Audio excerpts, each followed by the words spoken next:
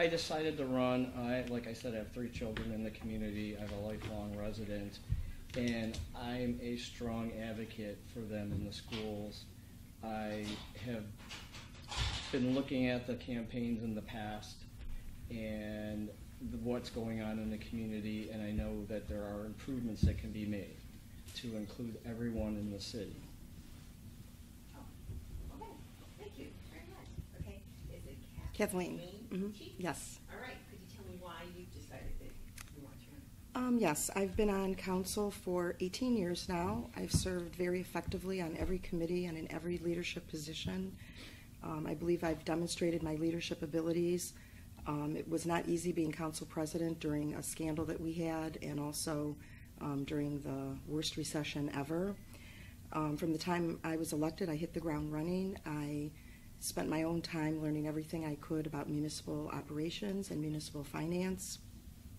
I also believe I have the right balance of private and public sector experience. And I guess the main reason I'm running is one thing I've learned, that as council members, there's a lot we can do, but there's also a lot we can't do. And I think there are some things we should be doing as a city. And at the end of the day, in the role of a council person, we're limited. And I'm committed to our community, and I think I can make a positive difference. Okay. Mary Lee? Thank you. I'm running because I ran 4 years ago, and I came in second. And I have not lost my interest in being mayor of the city.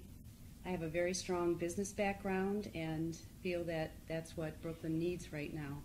I've had years of experience in multinational companies, and I think that that has given me a maturity and the ability to work with people, to be a strong leader, and also to manage the city well.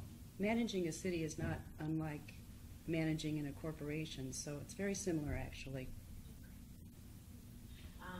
Catherine? Yes, thank you. Gallagher. Yes. All right. I've been in council for the last 4 years. The last 2 of my years have been as the city council president. Of those 4 years, I've been frustrated on council. I think I'm sort of echoing what Kathy says. There's a limited role we can do as council, as 1 to 7. And I believe that our city is functioning on status quo.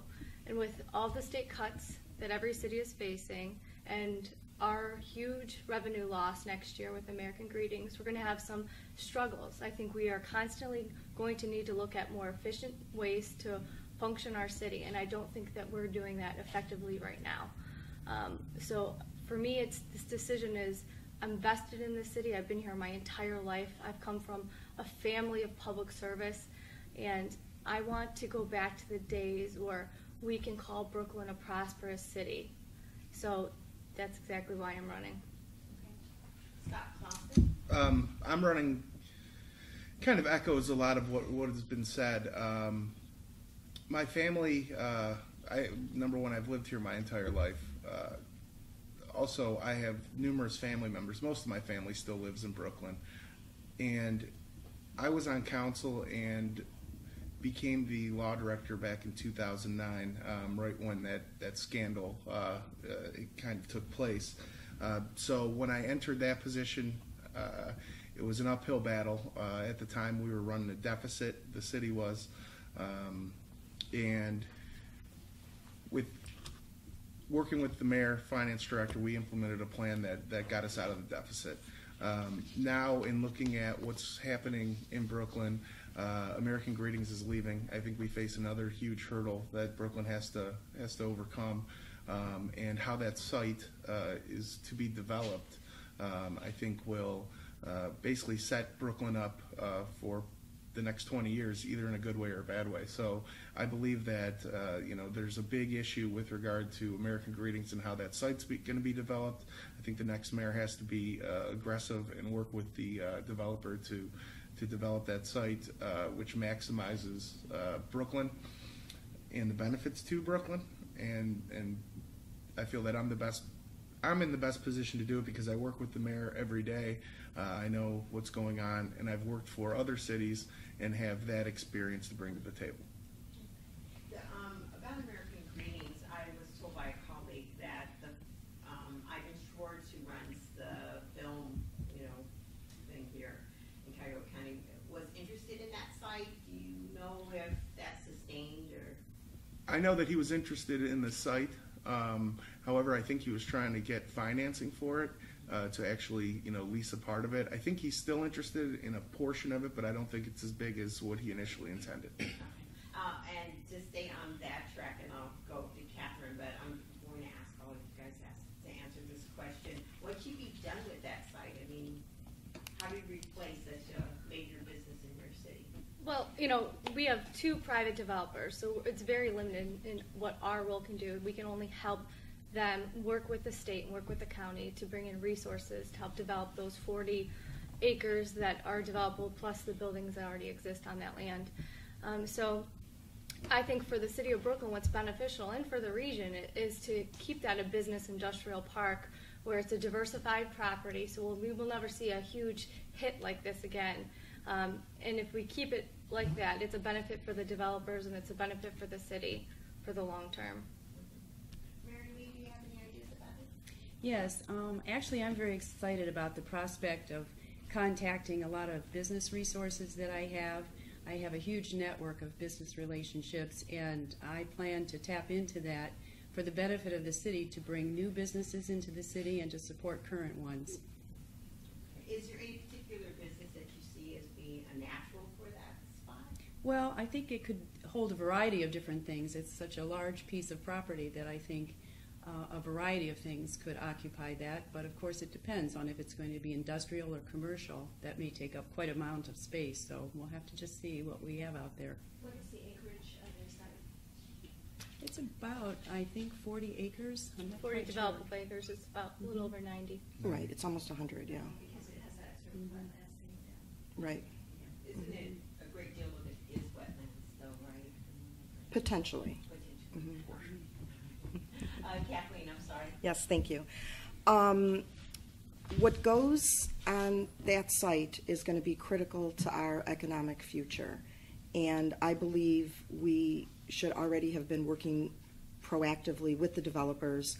There is a caveat that they're not allowed to build anything or move anybody in until after the bulk of the American Greetings employees leave. And that's 2016? Yes, the middle of next year is the latest information we have.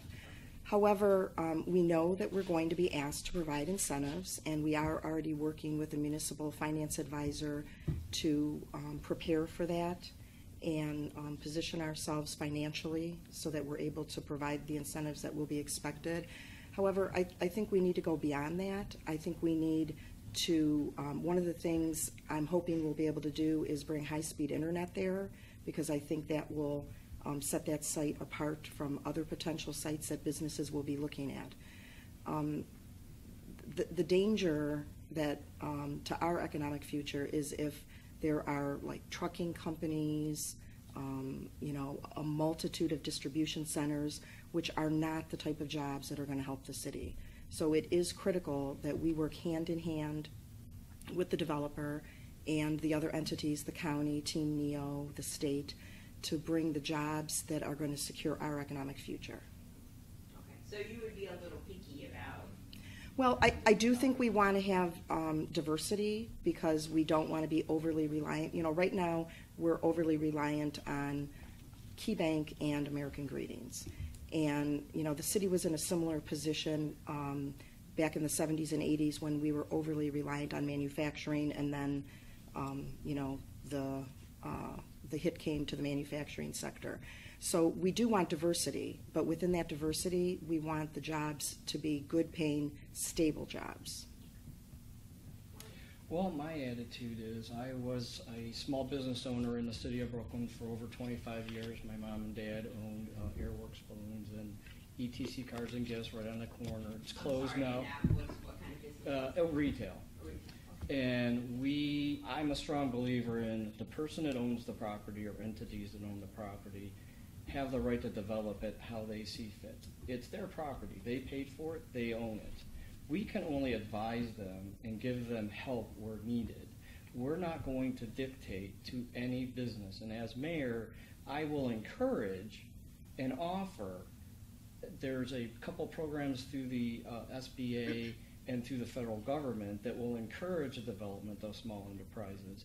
that could foster what these other candidates are speaking. But at no time would I ever dictate to a developer that just spent well over $45 million. And the other issue is there are concurrently companies renting and leasing from that facility. So it is still generating income for the city. So to conclude that whole topic, I would much rather look at how we as our local government can respond to be better prepared to help small business. We don't need to be dependent upon one or two large corporations. Now, I am a past employee of KeyBank. They are an excellent employer, and they pay very well. So I would applaud them staying in Brooklyn, and I would encourage them to continue to stay in Brooklyn, along with the Plain Dealer and any other business in the community. But I am not going to sit here and say we're going to tell you what to do, because that's not why we're a country and a city. In terms of the tax hit from losing American Greetings, is there going to be any tax sharing with Westlake No. once they relocate? No. No. When this policy, this voluntary policy was adopted within Carter County, did not that provide for tax sharing? No. Had no teeth to it.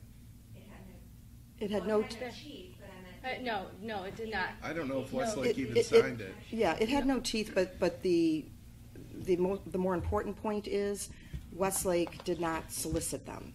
I see. So Mhm. therefore. They didn't go after them, so it wasn't considered poaching. May I follow up on just one thing that Mr. Changeri said? Certainly, as a city, we can never dictate to an owner, as long as they're within the confines of our planning and our zoning regulations, we can't dictate what they can and can't do beyond that.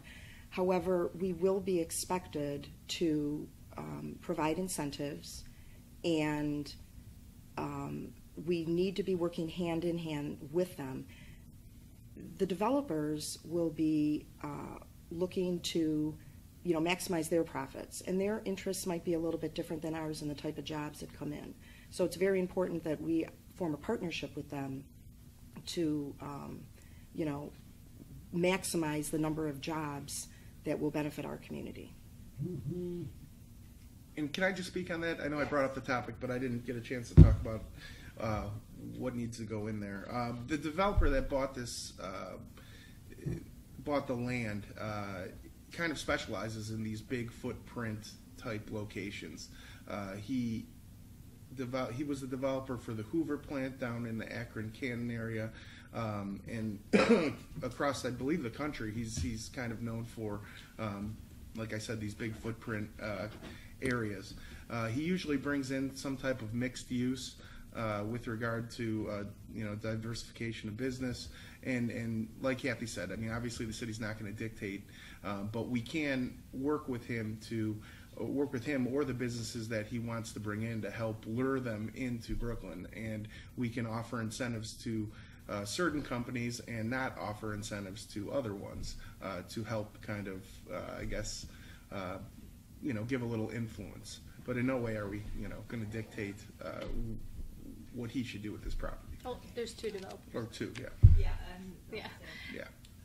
I just want to say, by running a city or running a business in this community for over 25 years, and also living in the community, I feel that our local government should be more concerned with controlling our spending, looking at how we can cut our expenses without jeopardizing the services to the community.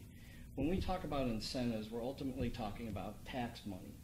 And the people that I've talked to in our community work very hard to earn the money that the current council and administration spend. If a business wants to move into Brooklyn, I'm all for it. I'll totally support them, help them in any way that they want help from their government.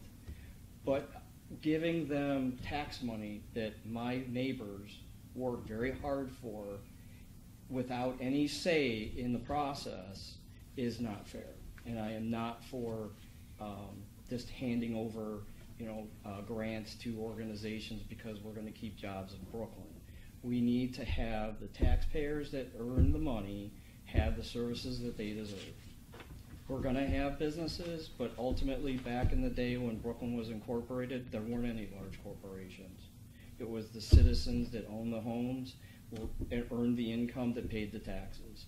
And I don't want mishandling of monies to cause a tax increase on people in the city of Brooklyn. Okay, I'm just kind of curious. He's the only one who's laid out a position of no tax incentives. I think we're not in a position to do that. I think the way that our county and our state are structured right now, we're left with no choice but to compete with other cities. I mean, American Greetings departing from Brooklyn is a prime example of this. This is a developer that went out there and got over $90 million from the state of Ohio to move, a couple cities away. And we didn't have a choice. Now, I applaud the county for not promoting that and giving money to American Greetings for going to Westlake, but we could not compete. What they offered in Westlake, the city of Brooklyn could not compete with. And that's the way we're structured in this region and in this state.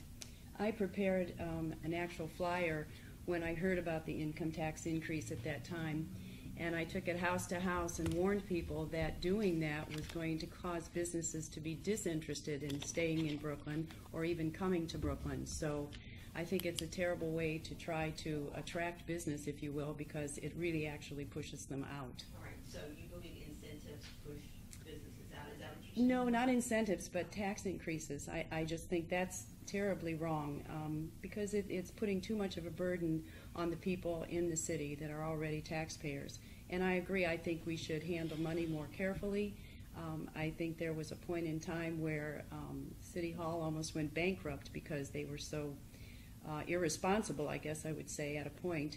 And so that has to be handled much more carefully. Fiscal responsibility is an extremely important job, and also scheduling and following through with a budget and altering it when you have to, but being extremely mindful of your expenses and how you're spending taxpayers' money is very, very important. And the city of Brooklyn, what's its budget and how many employees are we talking about? That's great. Just over 100 employees. Over and About The 20 budget's million. about 20 million. Yeah, 20 million. Yeah. And I think we all recognize that we're going to have to reduce our expenditures. I think most of us on council were hoping to see a little bit of a reduction, and it really hasn't materialized. Some of the things we have been doing, though, are to prepare for when we do have less money coming in starting next year, and that is we have been very, very aggressive with our street repair program over the last several years. We rate our streets, and we're trying to get all the number 2s taken care of that we can. We also created a budget stabilization fund, which is meant to supplement when we have that loss of revenue. We've got an economic development fund that we are funding to prepare for potential incentives, additional incentives that we have to provide to businesses. And just to respond to what Mr. Changeri said, I have to echo what Ms. Gallagher said, that it's the reality that we live with. Until somebody bans either incentives or tax abatement, it's not going to be a level playing field if some communities just say no, they're not going to. Now, up until this point, we do not provide incentives for retail. And it's not that we don't value retail in our community. They are an important component. However, we don't feel that the jobs they bring in are the type of jobs that we want to incentivize. And just to follow up, Mhm. what is the hit, annual revenue hit that you'll take from? About About 4 4 million. million. About $4 million, yes. And someone in the group here that I was speaking about the budget. Mary Lee, you talked about working with the heads of service areas to restore and improve services like grass cutting, snow plowing, and taking trash to the curb for senior citizens. Is that something that could be eliminated in light of, some budget constraints you could face without American Greetings Day? Well, It's going to be tough, but Those are already eliminated, by the way. Except the snow removal. Yeah. Yeah, we have, Yeah. we We still provide, have snow removal for seniors. my objective is to reinstate those services. The very people that paid for that all the years that seniors used it are now in need of it themselves, and they're being denied those services. So I think with better management, better budgeting, and better planning, we can take a really good look at reinstating some of those services. Mike, do you agree with that? Well, I'd like to add to what she's talking about, and given my past experience as a project team leader for General Motors, I managed a $10 million budget with over 120 skilled trades members of General Motors Parma to complete press renovations on time and ahead of schedule. The services that we're talking about can be accomplished and can be reinstated to all of the residents just by simply redirecting the manpower that we have. It is nothing more than looking at the assets that you have, allocating where they should be spent, the time, the human resources, the individuals. Most of the employees that work for the city have family in the city. It's a win. When you provide something to my neighbor that's in a wheelchair, she pays money to have the city plow her driveway. My parents live in the city. They're not eligible because I live in the city. I think that it should be a clear-cut change to where if you're over a specific age, you receive these services, and it doesn't cost you anything. The stable, the amount of workers that we have in the city of Brooklyn have stayed the same. The fact of the matter is they're not being directed to areas that could benefit the taxpayers and the people that work every day. I will be the person that will say, hey, why can't we go out and do this? All right, and let me get some clarity here. Because you live in the city and your parents live in the city, they're not eligible for No, they are not. services? Is Well, that- the services I'm talking about is they do not qualify for snow plowing, lawn cutting, because I am able-bodied in the city of Brooklyn. It's That's only if you live in the house. that's only if you live in the house. Only if you think. Yeah. It's not if you live It's in the not city. No, it's only if you live in the Well, house. I wish If that- there's an able-bodied person who lives in the house, then we're not. That's not a senior. That's not Right. an able-bodied person who can shovel the snow. Then the city doesn't Well, provide but it. that's not communicated very well to the citizens, because a lot of the citizens I've talked to, the senior citizens, believe that if they have someone that lives in the community, they're not eligible. We've never had that rule. Exactly. I will ask you, first of all, should it be restored? And please, someone tell me how much would it take to restore it? Well, first of all, we still provide the snow plowing for the seniors. That has not been eliminated, and that is a huge benefit for That means their driveways. their drives. And another thing that we do that many communities do not is we still plow every single sidewalk in our community. So residents do not have to shovel their own front sidewalk. As far as the grass cutting, what happened was when we had this recession, we had a few service department employees that we had to lay off.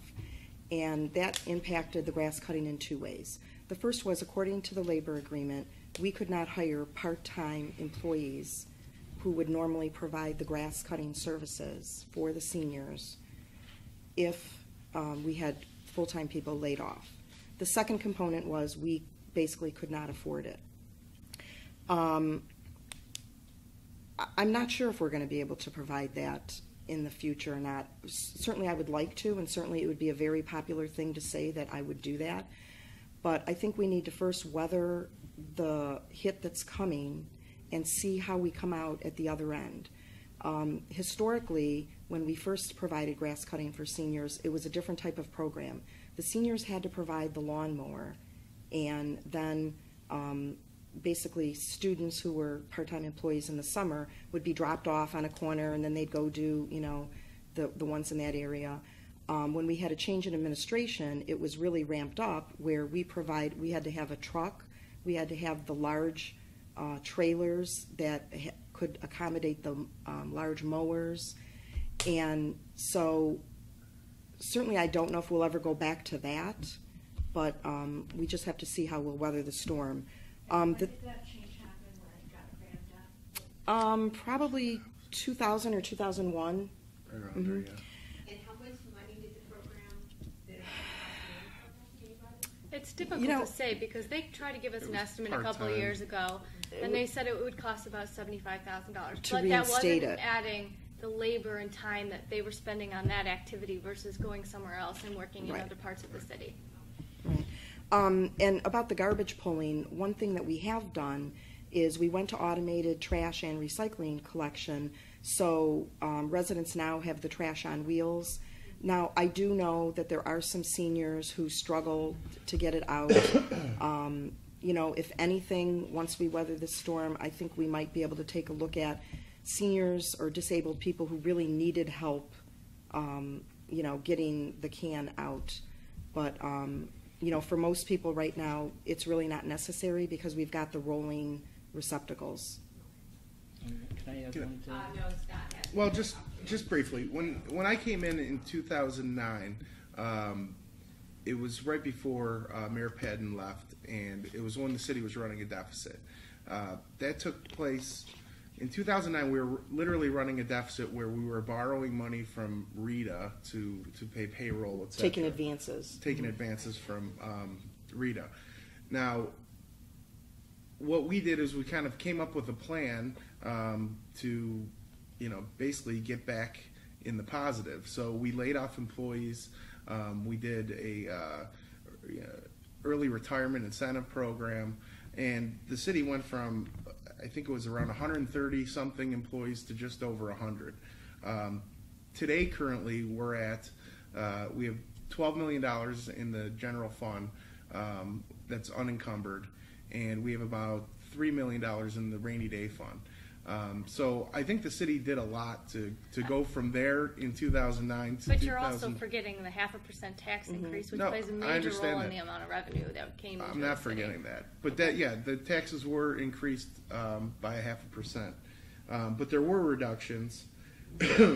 And I agree with Kathy. I think we have to weather the storm and see how that American Greetings land is developed. That's going to be very important for the next 20, 30 years. And I don't want to raise taxes. I don't want to cut any more programs. But I think that site's not going to be developed for at least 4 or 5 years. And we're not going to see any monies from it. So we have to weather that storm and then basically take an assessment of where we're at after that place is developed. And then I think we can consider expanding programs for seniors and for residents in general. Yeah, I didn't answer this question. Sorry. I agree with both Scott and Kathy, and I think that when you sit down and look at the finances, which we're able to do, you would know that it's irresponsible for us to go to the residents right now and offer more services. I mean, we start something right now, there's no guarantee that, in 6 months from now, we're going to have to cut it. So you're better off just leaving it as it is and hope for the best with the development and work hard and to bring that tax revenue back. And then when you get to that point, you offer those services to the residents when you're able to secure those programs and make sure that they're sustainable. All right. I think it's interesting that Scott talked about the fact that the city had a deficit, because back in 2009, when I kept saying that the city was going to go into bankruptcy or that it was going broke, all of council denied it, and so did the mayor at the time. I think the main issue here is inexperienced people that do not know how to allocate funds and human resources appropriately to get the jobs done that need to be done and to use money appropriately and responsibly for the city's benefit. I think that's the major problem that's going on here. Okay, but they made a pretty interesting point about the fact they don't want to start a service while American Greetings is still in, I understand that, and that's one of the reasons that long ago when American Greetings, finally heard about the tax increase and was very insulted about the way they did have to hear it, I said then, this is not the thing to do. You need to be spending money wisely to avoid doing these kinds of taxes where you're going to drive business away from the city and out of the city. It's just showing bad leadership and bad management. May I add one thing? What they're failing to tell you is that the seniors still pay the city for the snow plowing. It's not free. The other concern I have is if we're all talking about fiscal responsibility, if they're all on the inside, they're all part of the current administration. I look at it from my perspective as a family man. I have to balance my budget every month. I have to buy things that I need, and I have to prepare for the future. If we're in this much of a dire financial situation, Why are we giving $150,000 to a business on Tiedemann? Why did we just hire a $75,000 consultant to negotiate the contracts for our unions? Whereas me personally, I did that as my job at General Motors, would negotiate between management and the union to get the project done. The other thing is they just approved, with a lot of reservations from the citizens, $12,000 for new signs. We're talking about $75,000 to cut grass for seniors. A lot of the seniors I know have lawnmowers that are more than willing to let an individual that helps the kids save money to go to college. The part that we're forgetting is we want to have the highest paying jobs in the city of Brooklyn. We need to focus on connecting with the schools. There's a current levy going to be put on our ballot from Polaris Vocational. They're asking for 0.69 mils. Now that's a great thing because 8,000 adults use this program. And a lot of individuals that I know have actually gone there and have high-paying careers. If we're going to give incentives to the next generation of potential taxpayers and homeowners, that's where we should start. Gearing now, in 5 years, you have an 8th grader in school that's going to graduate in 5 years when American Greetings, when this property that they're talking about is being developed, that will be the people that will fill those great jobs. So I'm sorry, what are you saying? You're saying that they should endorse the Polaris levy? Is that Well, I say it's a great levy, and it should pass because it benefits everyone in Cuyahoga County. And they haven't asked for one since 80, for 31 years. The point in Brooklyn is they talk about fiscal responsibility, and that's why I put in transparency, accountability, and advocacy as my campaign. You have to be transparent to the citizens. We have to let them know and communicate beyond what's being done so that they're included in the process. We have an obligation to not do things that make a deficit, but we have an obligation to them as seniors because they did work. They were the core of when I was a child, they were the core of why Brooklyn was successful. They deserve the respect, as all the residents in Brooklyn, to be told the truth. The hard truth, not, well, we're going to weather a storm. People don't understand that. They understand we have X amount of dollars in the bank, we have X amount of dollars we're going to spend, we have X amount of people to do the job, and it's all about allocation. I'm the one who threw out the $75,000 number, and I want to again state that does not include the manpower that goes to other places. That we divert our service garage workers to The labor that goes to take care of all the other things that we need to take care of in our city. So $75,000 is not a fair representation of what that actually costs. And do seniors pay for this? The seniors pay a fee. I believe it's $50. Yeah, I thought it was For the 40. winter. For Was the it winter. 50? The Yeah, whole for the winter. entire winter. winter. Are they being charged It's- if the snow plowing of their driveways doesn't happen? Or are you? It's It's a $50 registration for the winter, fee. yeah. It's a registration fee, and then if it's more than 2 inches in a 24-hour or 4 inches in a 24-hour period. Yeah. And then there's the fact that, I mean, on the city's portion of the property taxes, we're on the lower end. I mean, the city only gets 5.9 mils of the 12 mils possible. We only collect 7% of our property taxes. The remaining goes to the county and the schools. So if we just compare cities' property taxes, just what we collect, we're on the low end. So, I mean, that's where our seniors see a real benefit of living in our city, because that's what they're, that's the one thing that they're paying, and it's keeping it low, at least on our portion of it. And if I could just clarify, we are not in bad shape financially at all. Quite to the contrary. We took advantage of the time that American Greetings took to take their company private. While they were doing that, they put a hold on their plans to move. So we've taken advantage of that in several ways. As I previously mentioned, I think Mr. Claussen mentioned, we have $12 million unencumbered right now in the general fund, and we believe that's what we'll end the year with. The Budget Stabilization Fund, the Economic Development Fund, in addition to trying to get ahead on our streets repair, we also have spent more out of our Capital Improvement Fund on equipment and everything we can to try and get ahead so that we're not behind the ball, so to speak, when we do take this hit. And the other thing is, I don't think we've talked about, is the staffing level at our service department will never be what it once was. And I think most communities are in that same situation. We do still collect our own garbage.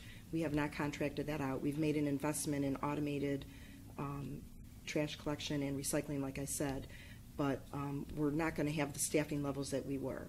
But I think it's safe to say that we most would agree that once we weather this hit and come out on the other side, we would all want to provide more services to our residents. That's what our community was historically known for, the very low taxes and superior services. I'm sorry. I would like to know what has been being done to prepare for American Greetings' exit. I mean, taking advantage of the fact that they are moving more slowly than they had planned originally, hasn't really done anything to seek out new businesses and bring new businesses to the city. I mean, Staples is leaving, Kmart has planned to leave and is gone, and I don't hear any activity, Well, I think truly aggressive activity that's saying we've got plans in place where we're talking to various businesses and we have something in the queue where we have a future here so that when American Greetings does leave, we're not going to have a sinkhole to deal with. And I think that's irresponsible. I mean, we do have a planning director. I would have thought they would have done more by this time, but I don't see any active anything coming out of City Hall at this point. So, well, I mean, at this point, our economic development director is working with the state of Ohio. She's working with the developers. Again, Mrs. Pucci has explained there, so it's a contingency on the purchase agreement that says that the new developers are not allowed to bring in any new businesses until American Greetings formally exits in the summer of 16. So, yes, we're in a holding pattern, but that's a holding pattern by contract with the developer for that purchase of that property. So we're doing all we can with our knowledge is of the property and what we can with the state of Ohio, knowing the circumstances. I'm not talking about just the American Greetings property. There are other areas of property available in Brooklyn that could be available for good businesses. What I'm talking about is no active things going on in terms of trying to really attract new business into the city so that we have some plans. I mean, there's no long-range planning going on here. Kmart went out of business and Menards immediately bought it. They leveled the site and they were planning on building immediately.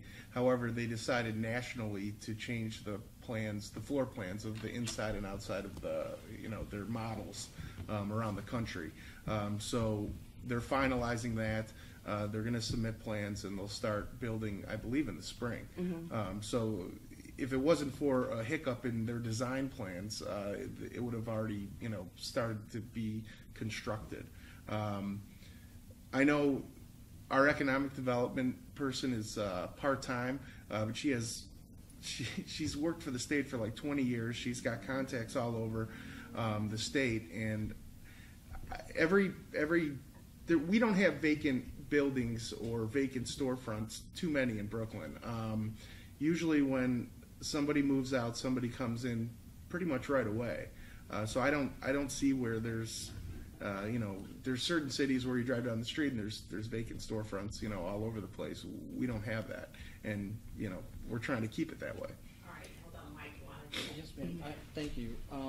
The part that Mr. Claussen mentioned about giving incentive to certain businesses that we want and businesses that we don't want is wrong. If a business wants to move into Brooklyn, the first contact is the lands that are available. So you go to the Planning Commission. We need to look at the fundamentals of how we are approached by a business. Our charter, if you look at the Planning Commission part of the charter and you look at the fundamentals of how that operates, if a business, as myself, in the city would go up there and say, we want to expand, it has to be approved by them before it even goes to council. So we're talking about putting the cart before the horse. If we have businesses that approach Brooklyn and say, I would like to develop so-and-so, or I'd like to rent this facility, you have to go in and talk to individuals that aren't even elected. Okay. I think that's traditionally how it's... Well, Yes, we have a planning department and a building commissioner. The commission is run by an appointment by the mayor and 3 members, the electors of the city. They're not paid. Well, if we're trying to develop a plan and include all of these other departments and all these other people looking at the state, looking at the county to get incentives, we need a better communication between the departments. We all need to be on board so that the citizens know that we're working and doing our best. So if I could add, the first thing is, the first stop for a business in any community is to the building department, because then they can find out what the zoning is, what the regulations are, and if their proposed business is a fit for that area. So that's the first step. And our building commissioner would be the person who would be walking any potential business through that process, including going to the planning commission, and sometimes they end up requesting a variance, and that involves the Board of Zoning Appeals.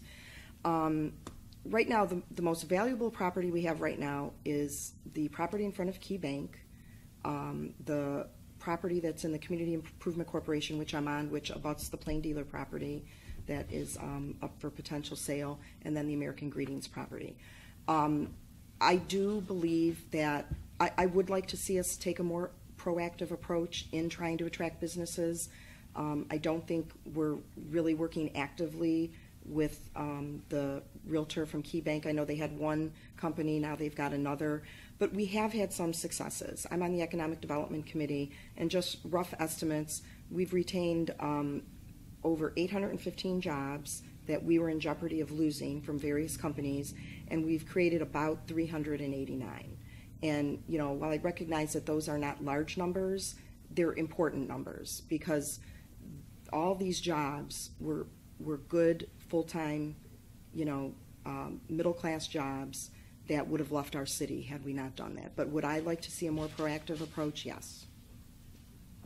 Scott, in your sheet, you talked about how Brooklyn should expand its building departments, and there are ample inspectors, you say, over the summer months. What is the issue there, and how do you hope to solve it? In going door to door, I've just noticed that a lot of either residents or streets have somebody on their street that's not taking care of their property, and it's an issue. I think that little, one house on a street making improvements, or one house on a street that's blighted, kind of sends a ripple throughout the street. If people look and they see, somebody not taking care of their property, they think, well, why should I take care of mine? On the contrary, if they see someone, investing in their property and putting in a roof, they sometimes think, hey, I need to get a roof. That's why it's the mindset of why, roofers and stuff put the little signs in their yard saying, call me, because it works. So I just think that what we need to do, when I worked in Lakewood, there was probably 30 people in the building department. If you go to ours, it's the building commissioner, and there's a couple inspectors, but the problem is that during the summer months they have to deal with minor things like fence permits and all the pool permits and things like that. But they also have to deal with complaints. They have to deal with commercial expansion and construction. They have to deal with road projects. So they really don't. They can't focus on driving around and inspecting. I mean, they're supposed to, but I know how it works. They kind of get caught up in these other projects. So I just would like one dedicated person to be driving around the city, being proactive, giving warnings initially, and then if they don't fix their properties, to get cited. And I also wrote, on the positive side, I think that residents should get something for investing in their properties, even if it's whether it could be something like a tax break or some type of incentive, but something even as minor as a sign that goes in your yard that says Brooklyn appreciates you investing in your property, or Brooklyn thanks you, because I think I know it's a little thing, but I think little things can add up. Yeah, if we're talking about weathering a storm coming up in the future, expanding a government department is not what we need to do. If you look at the big budget and we look at what's currently being done, I applied for a fence permit. I got it in less than 24 hours. They're very efficient. That department should be applauded for providing a great service to the community. The areas that need improvement, we need to work together as a team. All I did for 20 years is build teams with different people of different backgrounds and talk to everyone like we were all included. There wasn't the mindset that, well, we're council, we're the mayor, we know better. I am the person that can bring everyone to the table with disagreeing opinions and figure out what the plan is. And I'm not convinced that. I agree with Scott. We need to take care of our housing stock better. We need to cite people better. We need to get on top of things. It's this effect of, the broken windows theory. But the reality is that I'm not convinced we need to expand our building department right now. I've walked into the building department with nobody present. A couple years ago, we had one full-timer. Now we have 2 full-timers and 1 part-timer. I walk in the building department, the 2 inspectors are out together on the same call. That's just inefficient use of resources. They need to be going to separate places and use their skills, throughout the city. Also, I think we need to improve our technology in the building department.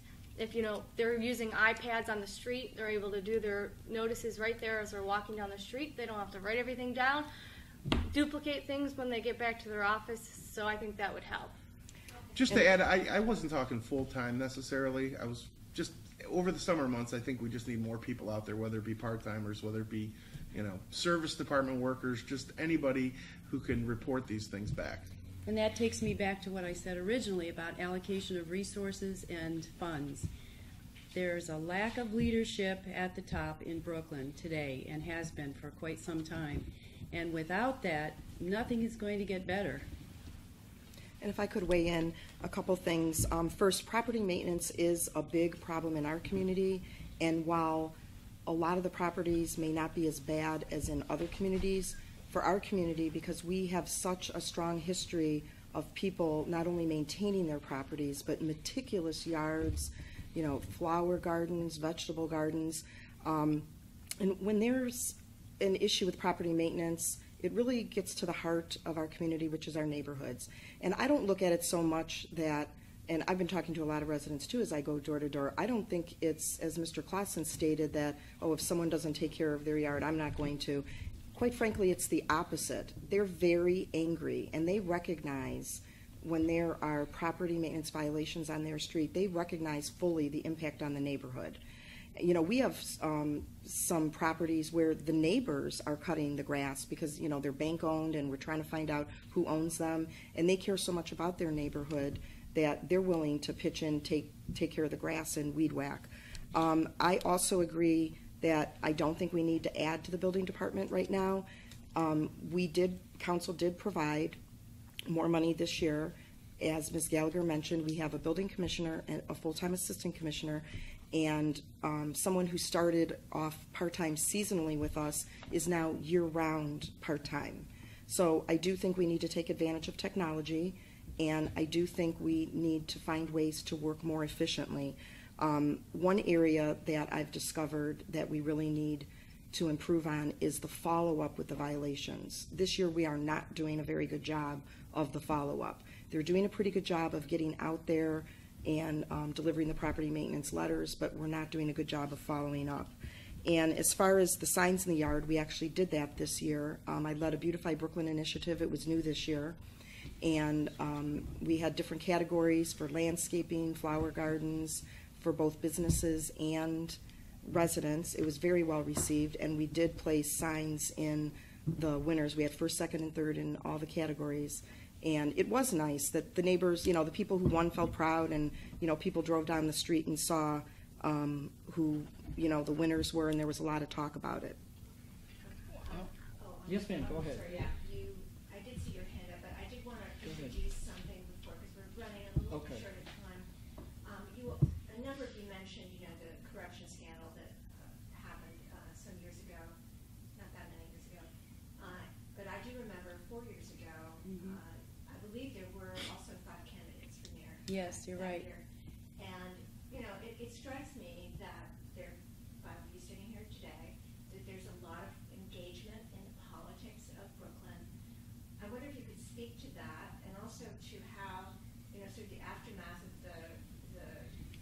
perception issue, how that kind of happened when there's so much interest from the community in the civic affairs of your city. To finish the last question and go on to your new question, the mayor is the person that designates who goes out and does what. It's already spelled out in our ordinances and our legislation, in our charter, who is supposed to do what. The only other person that's not actively serving in our local government is myself and Mary Lee Bowen.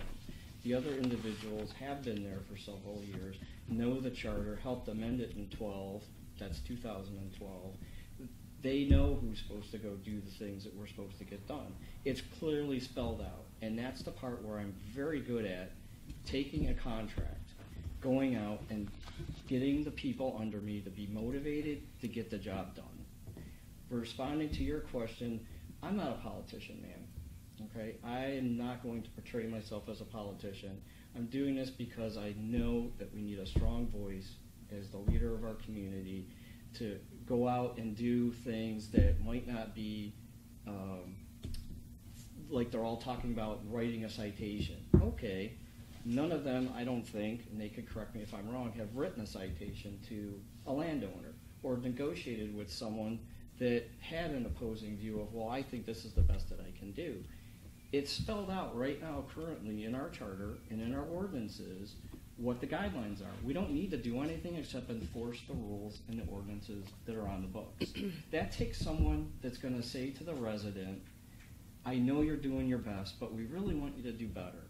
And it needs to be done by a person like myself that has the experiences dealing with a very diverse background of employees at General Motors and say, we're going to be here to help you.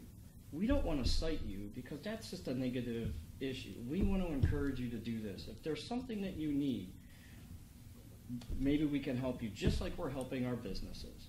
It balances the perception of the voter that my community government is there for me and my family and also for the community to increase our businesses and level out the playing field. So we all have a sense that we're all part of the community. He answered my question. And hers. Yours. Yeah, no, I did. Yes, ma'am. He did.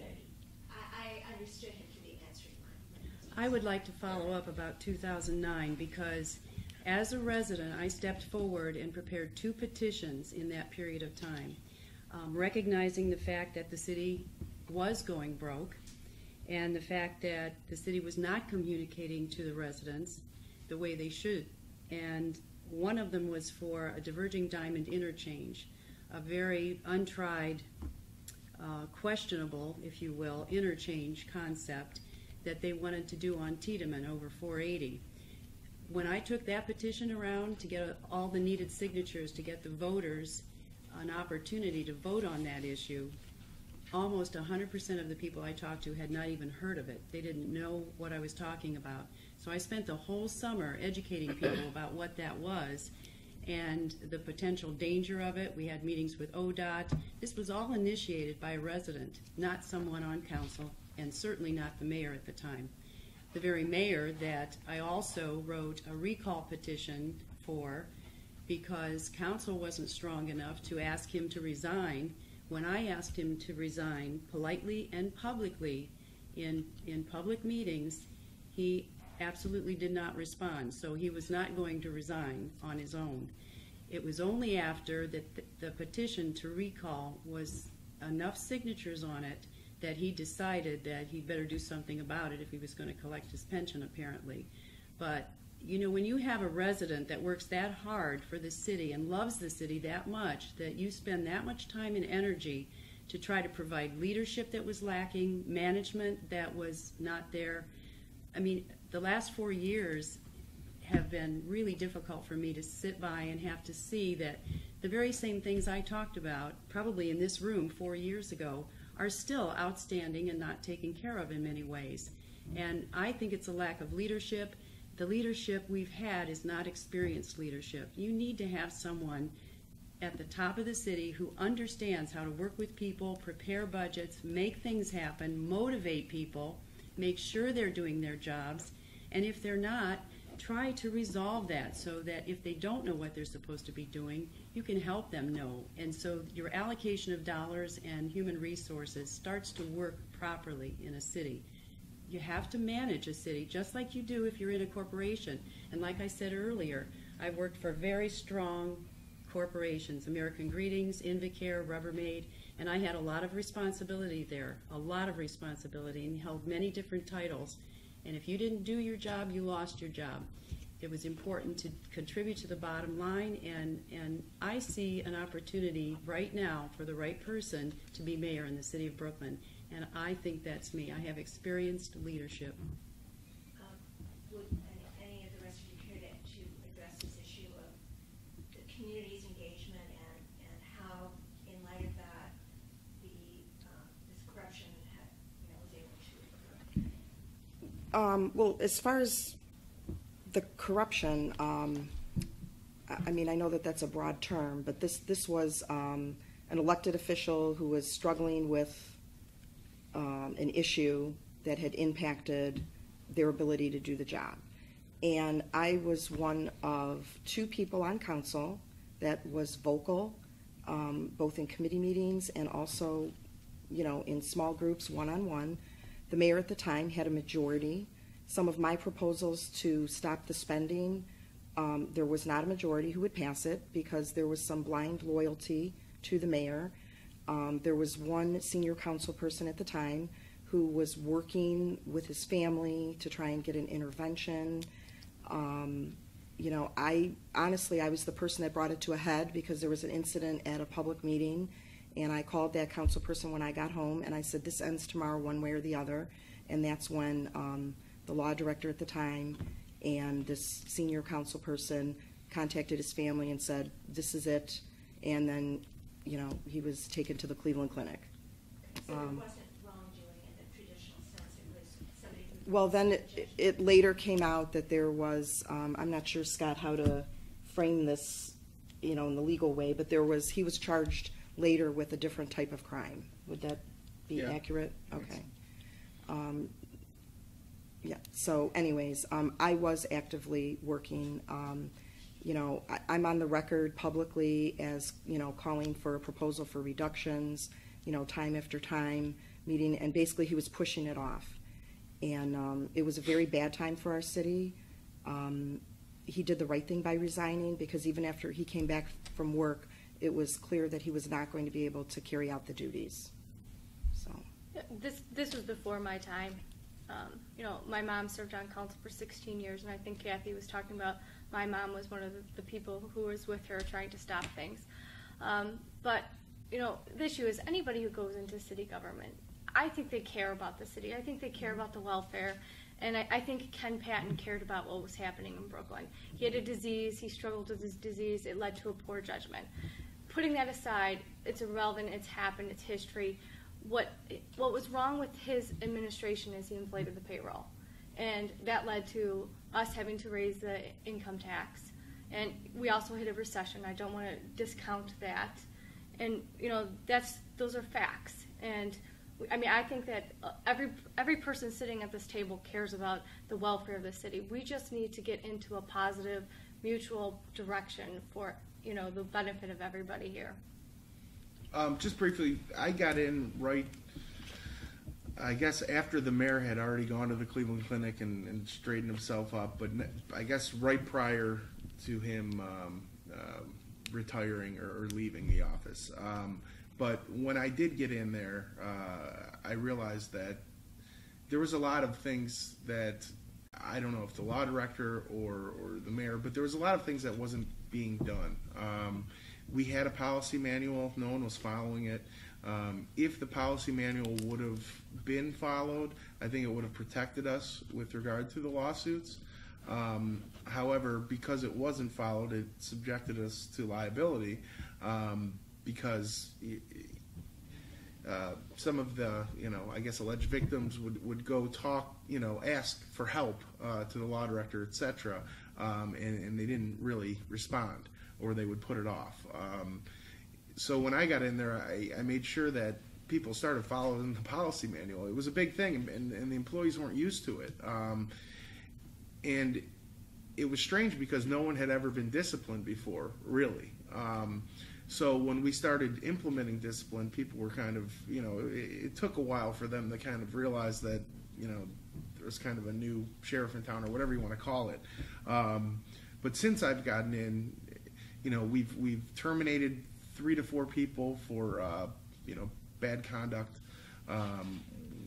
We have discipline. We do progressive type of discipline. And when you're dealing with progressive types of discipline, the first couple stages of that is either a written or a oral reprimand, and that's really just to correct the problem. It's not to punish. It's not to take someone's wages or anything like that. So there was a lot of correcting that needed to be done, and I believe since we've done a good job since 2009 of doing that. If I could just clarify, though, you were on city council at the time. For a year. Right. Yeah. We have some questions from people. Some of them are actually directed to folks. So, Kate Gallagher, in the 2 years you've been on council, have you ever gone to the rec center and seen how poor the conditions are? And did you ever bring this up at council? And as the mayor, would you have fired the manager when you found the pool had not been drained and maintained properly for 8 years? I've been on council for 4 years, and yes, I go to the rec center. My daughter gets swim lessons there, so I'm a frequent visitor. Yes, there, about a year ago, there was a lot of things that was presented to all of us, things going on in the rec center, and we had just hired 2 more maintenance people. We were low staffed.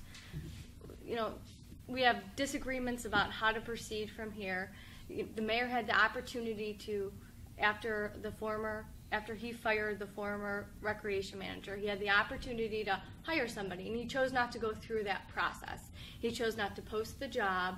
He chose to just sit idle on it, and I disagree with that. I think that an entire process should have happened. I think that he should have posted the job, and under Ohio law, because he didn't do that, that person just fell into that job duty. The acting person. The acting person.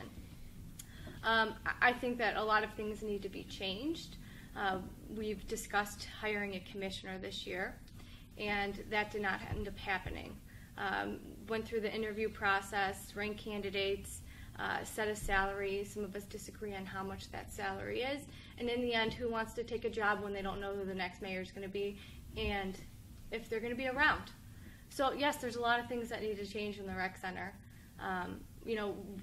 My administration is not going to be a thought in my head until I see who wins on November 3rd, and I have a chance to actually look at resumes and give an accurate, unbiased view of looking at things. Can I add something, or are you gonna? I just wanted to say that really all of council wanted to see the job posted, and this is not a particular criticism of the person who got the job, but we did have an opportunity there to get the highest and best candidate for the job, and we don't know, how that would have turned out, but to let someone who's in an acting position, just stay in there for the length of time that by law they just automatically get it, I think is wrong. And I think all of us recognize that we have issues at the rec center that need to be addressed. Kathleen, the next question is for you. With all your campaign promises, why should we believe you'll get them done now? So many years on council watching the city decline to where it is now! Exclamation point. So what's your reaction to that? How do you think you're going to get them done now after being on council? Well, first of all, I don't make campaign promises. I do, I'll stand by my record any day. I have a reputation for working very hard. I've actually made some, I think, very good proposals that council supported, but the administration did not want to move forward with. One was an economic development strategic plan. I proposed this. We formed a committee. There was a majority on council who felt that this would be good, basically taking a look at how we were going to handle the reduction in revenue from American Greetings, and also positioning ourselves where we have a strategic plan in place to attract businesses to our community, and also homeowners. Another plan was marketing our community. Again, looked at it. Most of council was on board, and this is something that the administration chose not to do. As I stated before, I will put my record against anybody's. I've done a very good job for the city, but again, in the position of council, you're very limited on what you can do as far as, if the mayor doesn't support, your initiatives, then you can't get them done. I do believe there are other things we should be doing. We're not doing a very good job communicating with our residents. I knew that, but we did have a steering committee where we brought groups of residents in, and that was one of the biggest things that they said, that we're not communicating effectively. I worked with the county IT department to save money and upgrade our website, including email notifications and e-newsletters, and quite honestly, those tools are not being used as effectively as they could be. I see a lot that needs to be changed, and I believe I'm the person to make those changes. Has there ever been a charter change proposed that would change this balance of power between mayor and council? I had suggested, I was on the Charter Commission in 2011, I had suggested a reduction from 7 down to possibly even 3 or 5, and it was immediately rejected. Are you talking about, though, the strong mayor Yeah, exactly. week council? There's never been a proposal, no. We have, every 6 years we have a chart. It's a group of residents, actually. It's not the council. We do appoint a member, but we don't control them. And every 6 years we have a review of our charter. Briefly. Yes, ma'am. Basically, the members on council currently can veto the mayor. The mayor's voice is not, if they all have great ideas and they would come to me and say, we're going to do this, and I veto it, they can overrule the veto by 2/3 majority of council. It's already in the charter. It's poor action. It's someone stepping up and saying, we're going to do this. And that's all. That's true. You guys. Well, but we can't manage as staff. Right. And that's that's where we see the most inefficiency in the administration is, we're not there day to day, and we can't, like I said, in the building department, I can't make his 2 inspectors separate and go tackle the city.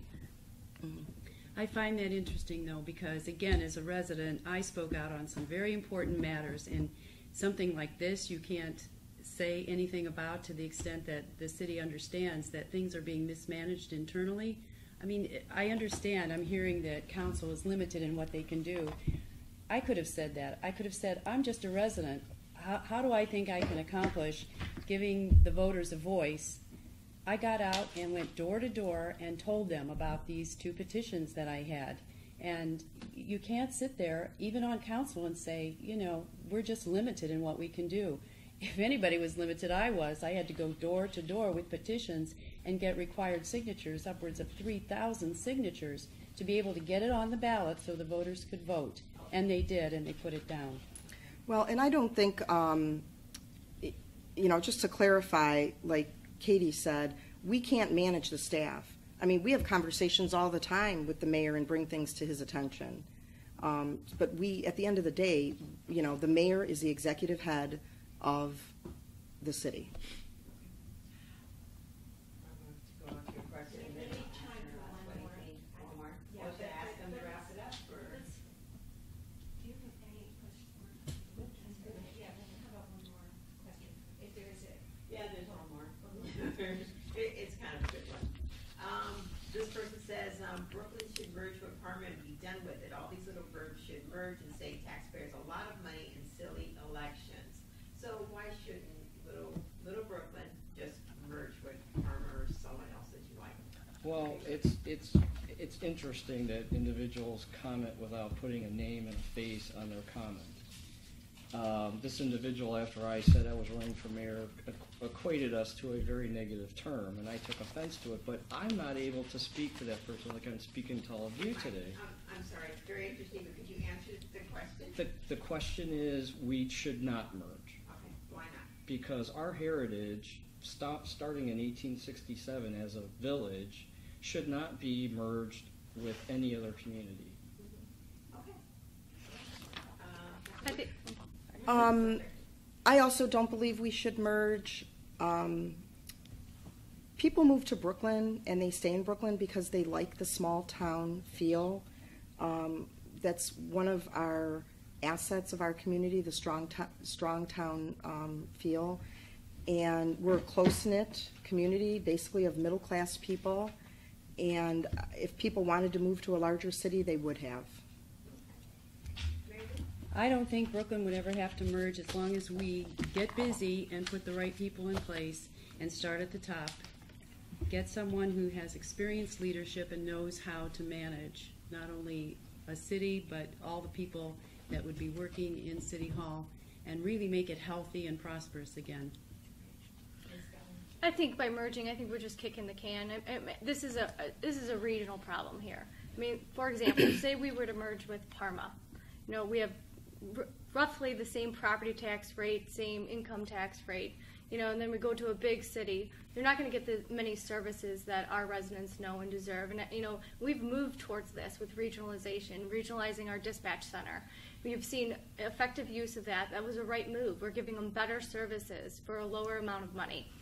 But I mean, you guys put an article, I think it was one of your editorial board, about, you know, one business moving from one city to another, and talked about, you know, Minneapolis and the Fiscal Disparity Act. I don't think that taking one business and moving to another, it solves a regional problem.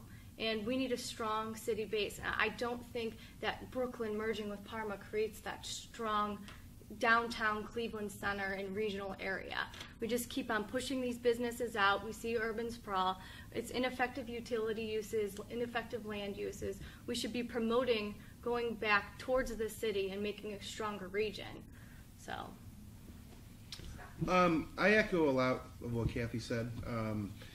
People like the small town feel of Brooklyn. People like that they can walk up to City Hall, knock on the door, and talk to the mayor if they have a problem, or talk to their council people. I think they're better heard in a city such as Brooklyn rather than, you know, a city such as Parma. I do think, obviously, that regionalization and sharing of services with other cities can be a benefit, and I would promote that. But I don't think, you know, residents have the option. If they wanted to move to a city as big as Parma, they can, and they have chosen to live in Brooklyn. And to tell you the truth, going door to door, a lot of families have been there for, you know, over 30 years, 50 years, generations. You know, 4 generations of my family live in Brooklyn. And it's kind of a joke around town, you know, they call it the bubble, like people can't get out, and you know, it may be a joke, but at the same time, there's a lot of benefits to that, and you know, I'm kind of proud of that. You know, obviously there's good and bads with everything, but you know, it's an asset. You had answered the question, so I was just going to ask for a wrap up. Oh, okay. Well, start that at that end of the table. Start at that table. Scott, do you mind if I start? No, I don't mind. Or could you tell me, like, if you're knocking on the door in Brooklyn and I'm saying, like, okay, well, who are you and why do you want to be my next mayor? What would you tell me, you know, very briefly? Briefly, you know, I would start off with that. I have 4 generations living in the city. I've lived there my whole life. My family ranges from the age of 10 till 85 years old, so any move I make or cut in service is going to affect a direct family member of mine. So I think of those things prior to just willy-nilly cutting services, or you know, we've been talking about things, and you know, a certain person would just say, well, we can close the rec center or something like that. You know, the choices that a mayor makes affects people. They affect residents, they affect families. The other thing I think that kind of separates me from the other candidates is that I believe I'm the only candidate that has worked for a city's administration before or headed a department. There is a big difference between the public and private sector, and I've not only worked for Brooklyn the last, you know, since 2009 in the administration. Prior to that, I worked for the city of Lakewood in their administration as assistant law director and prosecutor over in Lakewood for years. I've also been hired by cities across across the state to do municipal work in their cities. I've been hired by a city outside of Youngstown called Struthers to do an investigative matter regarding employees, and I've also been hired to be a hearing officer for Civil Service Commission. So I've worked with other cities. I feel that I can take the knowledge that I've learned from them and how they address problems and incorporate that into Brooklyn. I think that my record on city council shows that, I'm somebody that's fiscally conservative and that I want to provide strong services in the most efficient manner possible. I'm constantly trying to work towards that, help the service director secure a grant to get the one-armed recycling. So for me, I think that actions speak louder than words, and I show that. Residents come to me with concerns. When I was campaigning 4 years ago, they said, we don't think there's enough communication. I created a newsletter that goes out to 500 residents a month, via email, and I drop it off to the seniors that do not have email. Residents wanted a sound barrier that lived along the highway. I was able to work with ODOT, go around, collect petitions, secure that sound barrier that's going to be put up next year. Also, I just want to raise the bar in the city. I feel like as a first-ring suburb, we have more struggles than other communities do. Not only are we facing these cuts from the states that every other community is facing, but we also have to make our crime is a priority. Our police services, we need to make that, with 3 sides surrounding Cleveland, that has to be our priority at all times. So, and also with my educational background, my law degree and my master's of public administration, that helps set me apart from some of the other candidates here. And my work in the county makes me understand government in a big picture. So I think that's it. I think the biggest challenge right now for the city of Brooklyn is to elect a mayor that's responsible and accountable, someone who has a strong business background, which I do. I have worked for major corporations my entire career, and I've had upwards of $290 million of responsibility. So managing Brooklyn is not going to be difficult. It's going to be an exciting time where things can get straightened out, and we can really start to look forward to bringing in new business, new prosperity, and keep our community safe and a destination spot for people who want to come and live here and enjoy raising their families and the schools here.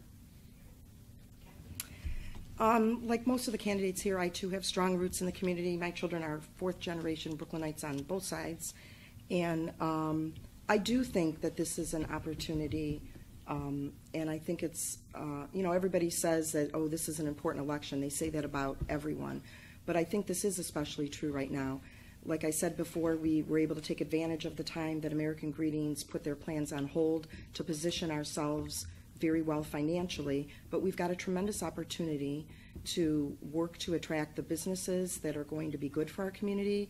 And along with that, we need to start attracting homeowners to our community. We have a high rental rate, and not that there's anything wrong with renters in general, but a lot of them, or the landlords, don't take care of the homes, and that goes to the quality of life in our community. I'm very proud to call Brooklyn home, and what makes Brooklyn great is the residents who work hard and take pride in our community. I too am not satisfied at all with the status quo. I strive for excellence, and I expect the same from those around me. I take a much more proactive approach, and that's what I will do in addressing the issues that are facing our community. Thank you for this opportunity, by the way, to come down and speak. I challenge all of our residents to pull up a copy online of our current city charter. Everything that we talked about today is already spelled out in this document. What we need is a mayor that's going to go out and do it. I want to read one more thing. As mayor of Brooklyn, I will seek to ensure accountability, advocacy, and transparency for the citizens of our community. I will be an assured, confident, and strong voice. My administration will achieve this by having a clear, concise, proactive, and open channel of communication with all citizens in the city of Brooklyn. In order to build a community based on faith, families, and financial security, we will work together as a team for the future of Brooklyn. As a lifelong member, by the way, it goes all the way back to pre-World War II status, my family. As a lifelong member of our city and proud graduate of the Brooklyn City School District, it would be an honor to lead us And a couple suggestions in closing. We need to be responsible and address the staffing for the current firefighters and law enforcement. I'm proposing a change that all administrative departments and commission meetings and all sessions of council be broadcast live, archived, and recorded, unedited, so that the citizens can be part of our government when they have time. Construct a community dog park. That's something that's a really good way of allowing all the people I've talked to knocking on their door, why can't we go into the parks? Why am I not allowed to bring my puppy? The last one is, and a lot of people golf, upgrade our parks and recreation facilities to make them more user-friendly for families. That's why we have when I talk to families, they mention, why can't we have driving ranges for when my husband wants to go golfing instead of being so far away? I can take my child with me and they can go play in the park. And then lastly, I am respectfully asking for your vote, and I want to be the next mayor of Brooklyn. Thank you so much.